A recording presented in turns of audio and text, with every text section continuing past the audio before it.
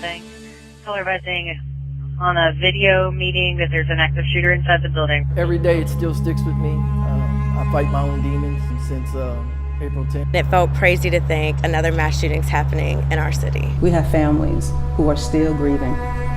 We have individuals who are still recovering. And please don't forget about them next week. Don't forget about them next month. And don't forget about them next year.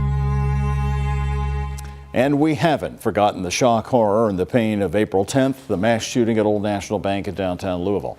Now, 6 months later, we're finding out for you where the investigation stands and when will the families and all of us here in Louisville have the answers.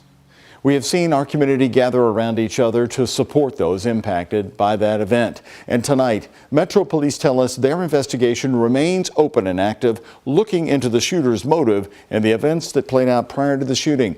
Isaiah Kim Martinez is here. And Isaiah, what did you learn about the status of the investigation today? Well, Doug, we know the autopsy results are in the hands of LMPD's Public Integrity Unit, and they won't be releasing those as long as this case stays open. But the city has committed to being transparent with the investigation's findings once they're finalized. Now, today I got insight from a Louisville prosecutor explaining why these kinds of cases can take time.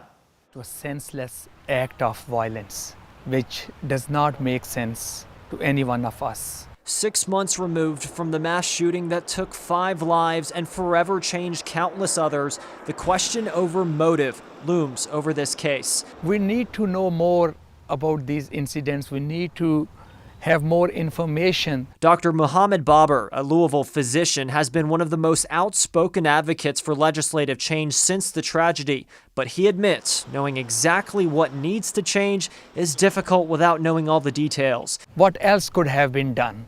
How could we have prevented this rampage of death? In a statement Tuesday, Louisville Metro Police tells me, quote, the investigation into the shooting from 4/10/23 is still active and ongoing. No other information is available at this time, end quote. We asked LMPD's chief back in late July about a timeline when the public may know more into why the shooter did it. Whatever we put out or whatever we release, we want to be mindful of the victims who have been impacted by that unfortunate day. There's a lot of answers that they seek through these investigations, more than just about what happened in those few seconds that morning. We talked over the phone with Assistant Commonwealth's Attorney Christy Gray, who has no connection to this case, but understands the extent of an investigation this large and how the findings typically go to state and federal agencies to prevent future heartbreak. To see if anything can be changed, either in building security or improve their ability to kind of